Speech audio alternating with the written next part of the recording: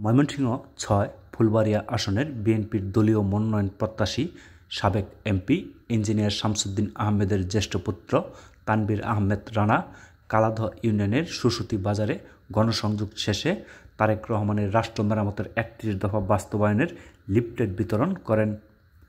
Leaflet বিতরণ শেষে সুসুতি বাজার ও পল্টন মোড়ে তিনি পথসভায় বক্তব্য রাখেন। আমার আব্বার অত্যন্ত প্রিয় একটি জায়গা।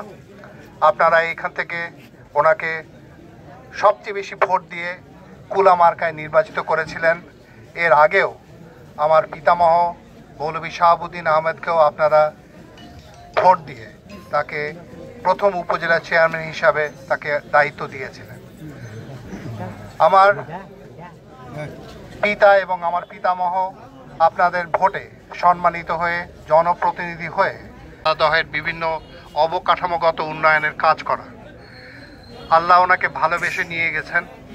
উনি যদি আরেক টার্ম থাকতে পারতেন, ওনার অনেকগুলি কাজ করার ছিল যেটা উনি শেষ করে যেতে পারেন নাই। আমি বোনেরা, আসসালামু আলাইকুম। এই বাজারে যদি কোনো উন্নয়নের ব্যবস্থা থাকে বা অন্যান্য যে কোনোভাবে যদি আমি আপনাদের সহযোগিতা করতে পারি, আপনারা নিঃসংকোচ আমার কাছে যোগাযোগ করবেন। আমি ইনশাআল্লাহ আপনাদের সেবায় নিয়োজিত। আরেকটি কারণে আজকে আমি আপনাদের সামনে উপস্থিত হয়েছি, সেটা হলো আমাদের প্রাণপ্রিয় নেতা তারেক রহমান ৩১ দফা বলে একটি তালিকা আমাদের কাছে প্রেরণ করেছেন, যেটা অনেক আগেই রচনা করা ছিল। ৩১ দফা হলো কিভাবে আমরা বাংলাদেশকে আরো উন্নত করব। বিগত সরকারের আমলে বাংলাদেশের অনেক ক্ষতি হয়েছে। সেই ক্ষতি থেকে আমাদের দেশকে সাফল্যের দ্বার প্রান্তে নিয়ে যাওয়ার জন্য ৩১ দফার কোনো বিকল্প নেই।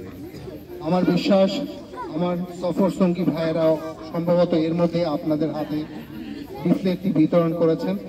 আপনাদের যদি সময় এবং সুযোগ হয় আপনারা এটা পড়ে দেখবেন। যদি আপনাদের বুঝতে অসুবিধা হয়, আমার এই অঞ্চলের নেতৃবৃন্দ আছেন, তাদের সাথে আপনারা জিজ্ঞাসা করবেন, তারা আপনাদেরকে ব্যাখ্যা সহ এটা বুঝিয়ে দেবেন। আমার অন্তরের অন্তঃস্থল থেকে ধন্যবাদ জানাই। এই শামসুদ্দিন সাহেবের পরিবারের পক্ষ থেকে আমার কৃতজ্ঞতার কোনো শেষ নেই। আপনারা আমার জন্য দোয়া করবেন, আপনারা আমার পরলোকগত পিতার জন্য দোয়া করবেন যেন আল্লাহ ওনাকে বেহেশত নসিব করেন। আপনারা আমার মার জন্য দোয়া করবেন, আল্লাহ যেন ওনাকে সুস্বাস্থ্য রাখেন এবং উনি যেন ছায়া হিসাবে আমার মাথার উপরে। আমি আজকে আর আপনাদেরকে এই কষ্টে রাখবো না। আমি আমার সব সফর সঙ্গীকে আন্তরিক ধন্যবাদ জানাই আজকে এই অত্যন্ত সুন্দর অনুষ্ঠান পরিচালনা করার জন্য। এই অঞ্চলের নেতাদের এবং তথা কালাদহ ইউনিয়নের নেতৃবৃন্দকে আমার অন্তরের অন্তঃস্থল থেকে ধন্যবাদ জানাই। আমি আমাদের প্রাণপ্রিয় নেত্রী বেগম খালেদা জিয়ার সুস্বাস্থ্য কামনা করি, আল্লাহর কাছে প্রার্থনা করি উনি যেন আশু রোগ মুক্তি হন, এবং আমার দোয়া করি আমাদের প্রাণপ্রিয় নেতা তারেক রহমান উনি যেন খুব তাড়াতাড়ি দেশে ফেরত আসেন।